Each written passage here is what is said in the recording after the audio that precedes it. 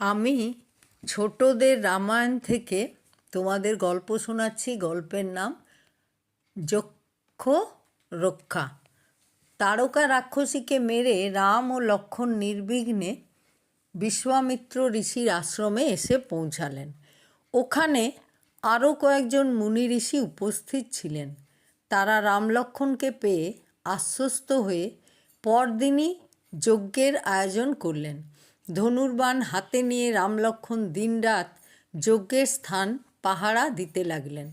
এভাবে 5 দিন 5 রাত কেটে গেল। 6 দিনের দিন দুই মহারাক্ষস মারীচ এবং সুবাহু দল বল নিয়ে মহা শোরগোল করতে করতে ধেয়ে এলো।